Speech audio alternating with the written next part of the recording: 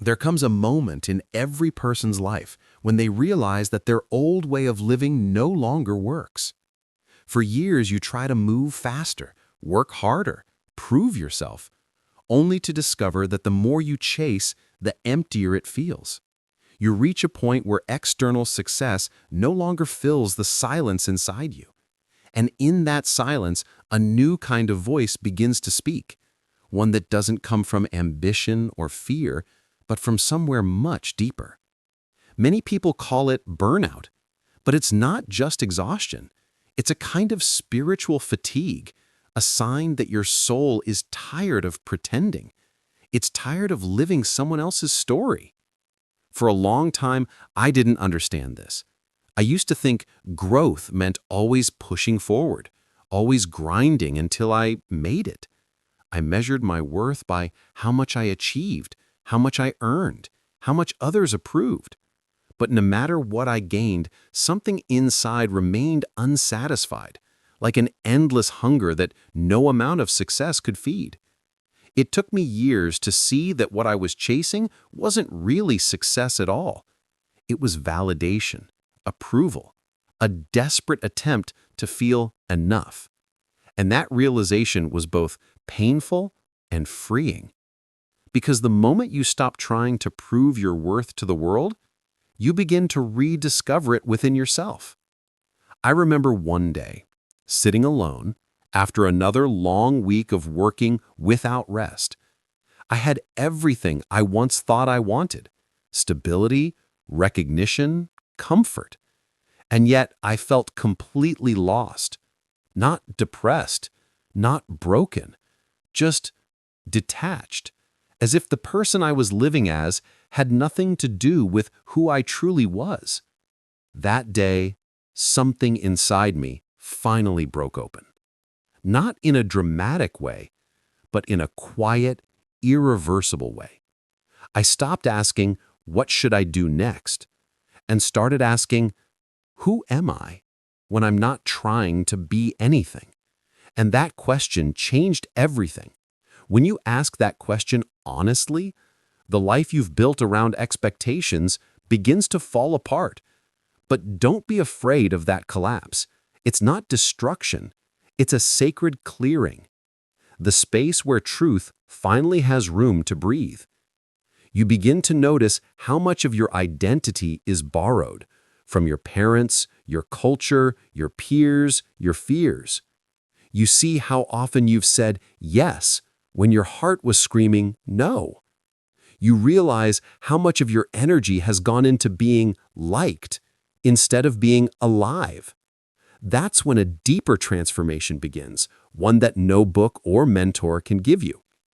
It's the slow, quiet process of coming home to yourself. You start releasing the need to perform. You stop chasing outcomes and start listening to intuition. You trade certainty for authenticity. And strangely, life begins to respond differently. People who once drained your energy fade away. New opportunities appear out of nowhere. You begin to attract what aligns with who you are, not who you pretend to be. But to reach that point, you have to be willing to lose the version of yourself that the world rewarded, the overachiever, the pleaser, the one who was always fine. This loss is what most people fear.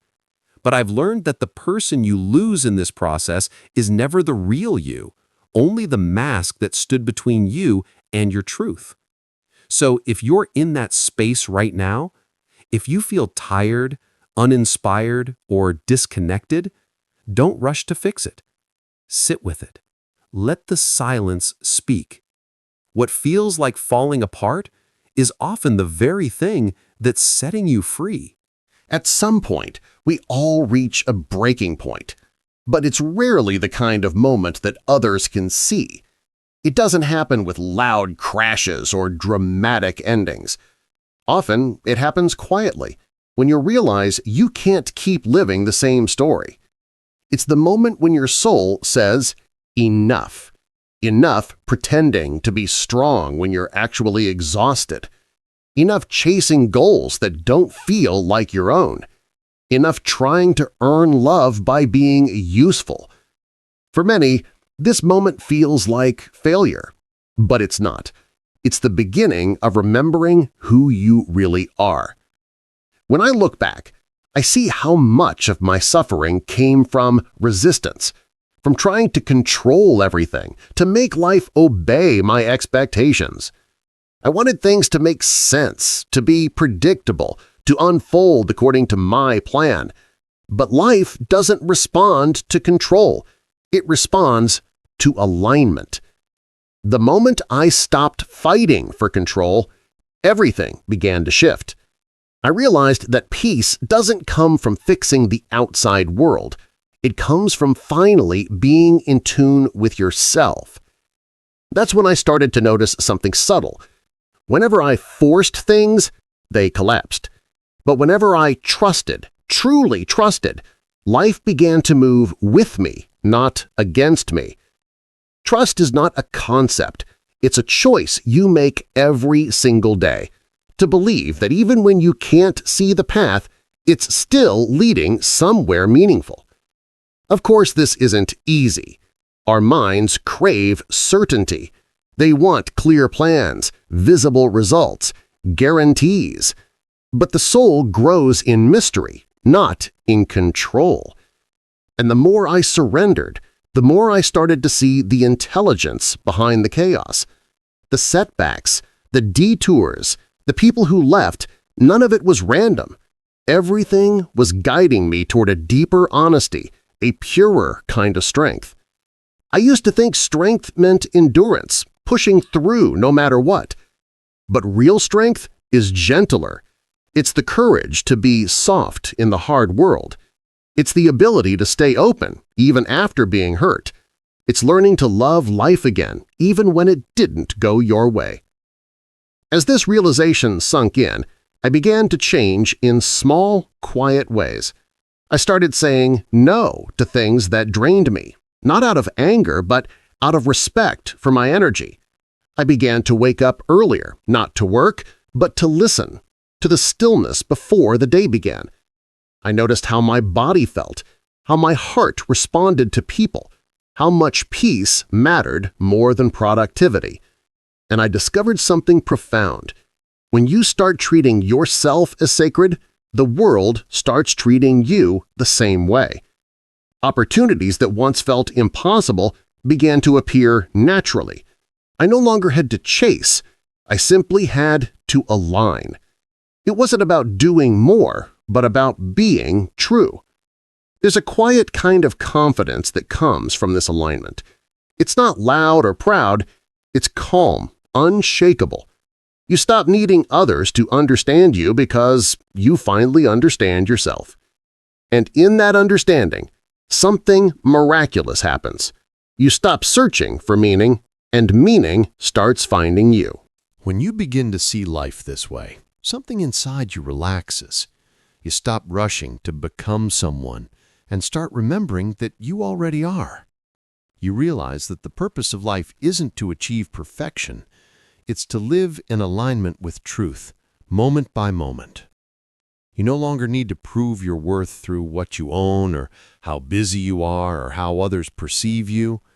You start to feel whole simply because you exist. And when you move through life from that place, from inner wholeness instead of lack, everything changes. You make choices not from fear, but from love. You take action not to impress, but to express. You show up not to win, but to connect. This shift doesn't make life easier, but it makes it real. You still face challenges, uncertainty, and loss, but now you meet them differently. You don't resist them, you listen. You don't fight against what is, you learn from it. You stop asking, "Why is this happening to me?" and start asking, "What is this teaching me?" That question alone can transform your entire reality, because when you treat every experience as a teacher, even pain becomes sacred. Pain doesn't come to punish you, it comes to wake you up, to remind you of what you've forgotten about yourself. Every ending hides a beginning, every loss clears space for something more authentic to arrive.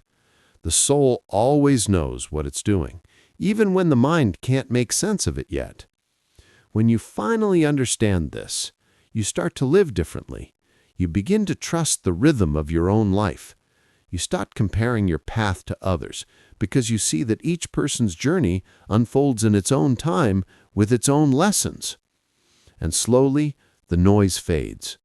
The need to be understood, to be seen, to be validated, it all starts to dissolve.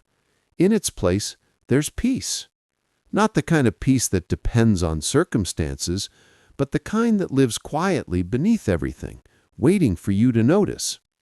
That's when you realize there's nothing to fix. There never was. You were never broken, only buried beneath layers of fear and expectation. And as those layers fall away, what remains is not a new version of you, it's the real one that's been here all along.